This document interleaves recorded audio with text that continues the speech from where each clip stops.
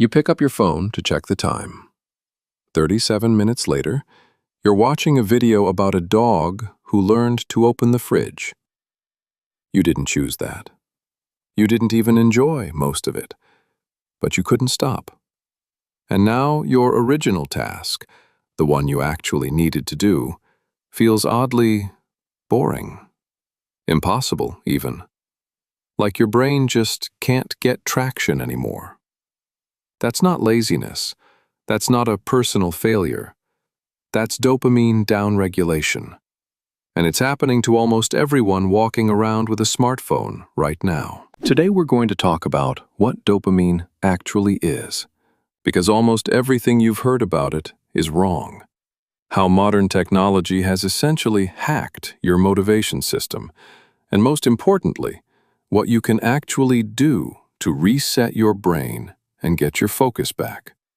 Not with some extreme 30-day cold turkey experiment, a real, graded, practical method that works. Let's start with the most common myth.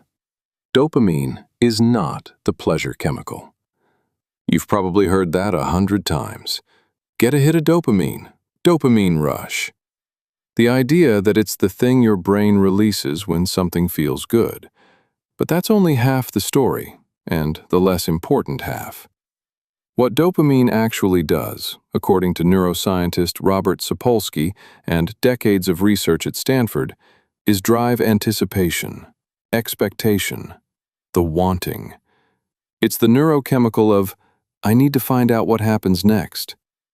When you're about to eat something delicious, dopamine spikes before you take the first bite. When you hear your phone buzz with a notification, dopamine fires before you even look at the screen. It's the chemical of pursuit, not satisfaction. And this is exactly why your phone is so dangerous to your focus. It's not that your phone gives you pleasure. It gives your dopamine system an endless series of tiny anticipation loops. A notification, a scroll, a like, a new video autoplay. Each one is a small dopamine hit, not because the content is actually rewarding, but because something new is about to happen. Your brain is hooked on the chase, not the catch. Dr. Anna Lembke, psychiatrist at Stanford and author of Dopamine Nation, explains it this way. We have essentially engineered a world of supernormal stimuli. Our brains evolved for a world where finding food or social connection required real effort. Now, both are available instantly, in unlimited quantities, engineered to be as compelling as possible. The result is predictable. Your baseline shifts. Here's what downregulation actually means. When you flood your dopamine system with constant stimulation, social media, junk food, gaming, endless entertainment, your brain does something smart but brutal. It reduces the number of dopamine receptors. It turns down the signal. Because if everything triggers a spike, you need a way to return to baseline. So your brain recalibrates. Now you need more stimulation to feel the same level of motivation or interest. And things that used to feel good, a quiet walk, a book, a conversation, actual work, feel flat, gray, pointless. Not because those things got worse, because your baseline moved. This is the trap. You're not bored because life is boring. You're bored because your brain has been recalibrated to expect constant novelty at machine speed. Real life can't compete with an algorithm designed by a team of engineers whose entire job is to keep you scrolling. So what is a dopamine detox, and what is it not? The term dopamine fasting was coined by Dr. Cameron Seppa, a clinical psychologist in San Francisco, and immediately misunderstood by about 98% of the internet. People started sitting alone in dark rooms, not eating, not talking, not moving, trying to avoid all dopamine. That's not the point. You can't fast from dopamine. Dopamine is involved in breathing, in walking, in literally every voluntary movement. What you're actually doing in a dopamine detox is reducing compulsive, high-stimulation behaviors. you're giving your dopamine system a break from constant artificial spikes so it can recalibrate toward a healthy baseline. You're not eliminating joy. You're removing the noise so you can hear signal again. And here's what the research shows happens when you do. In studies on dopamine system recovery, whether from substance abuse, compulsive technology use, or chronic stress, the brain begins to upregulate within as little as 24 to 72 hours of reduced stimulation. Receptor sensitivity starts to return. Things that felt dull start to feel interesting again. Not all the way back on day one, but the direction changes, the trend reverses. Robert Lustig at UCSF has documented how even short-term breaks from chronic stimulation begin restoring what he calls reward set point, your brain's ability to feel motivated by normal, low-key rewards. Now here's the actual protocol. And I want to be clear, this is graded, not extreme. You don't need to go live in the woods. Step 1. Audit your high dopamine inputs. For 48 hours, just notice. Every time you reach for your phone out of habit, every time you open a tab you didn't plan to open, every time you switch tasks because you're bored, notice it. Don't judge it, just map it. Write it down. You need to see the pattern before you can change it. Step 2. Create a 24-hour low-stimulation window. Pick one day, a Saturday works well, and eliminate your highest dopamine inputs. No social media, no YouTube rabbit holes, no gaming, no binge watching, no news feeds. This doesn't mean no phone forever.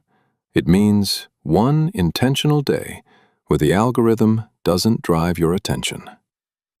Step 3. Deliberately choose low-stimulation replacements. Not nothing, something slow. A walk with no podcasts, a physical book, cooking from scratch, journaling, sitting with a coffee and just looking out a window. These aren't punishments. They're the conditions your brain needs to reset. And they will feel uncomfortable at first. That discomfort is the withdrawal. It's the sign your brain is recalibrating. Sit with it. Step 4. Invite boredom on purpose. This one sounds wrong, but it's backed by serious research.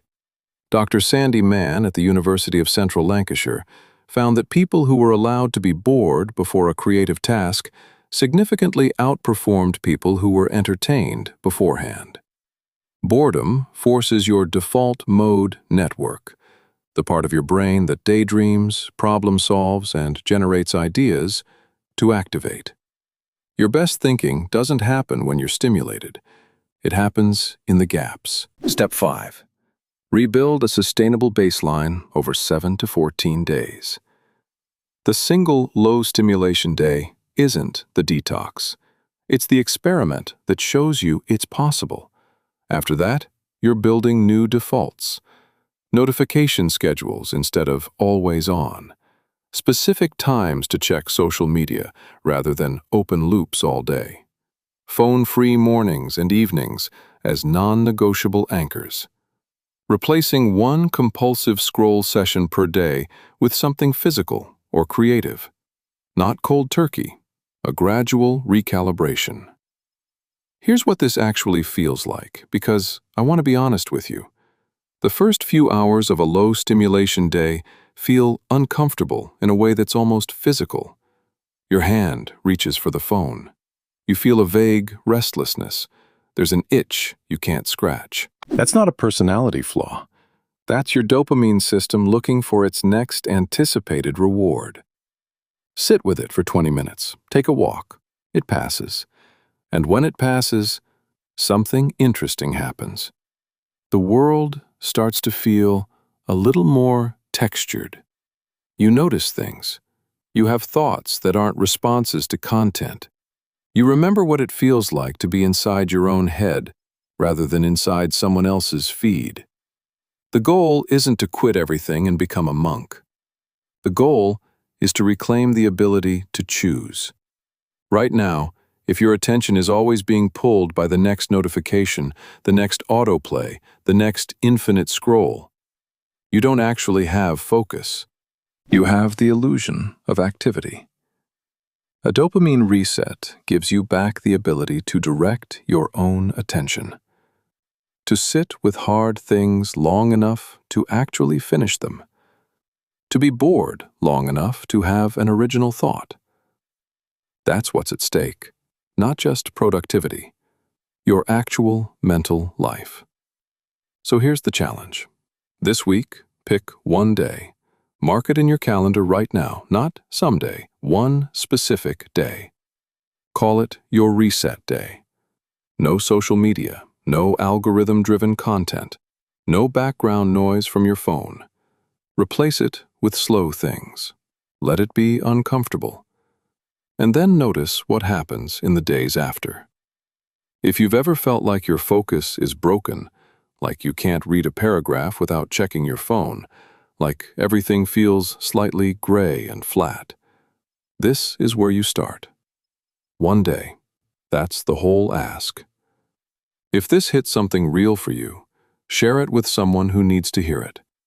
And if you want to go deeper on the science of attention and habit, that video is right up next.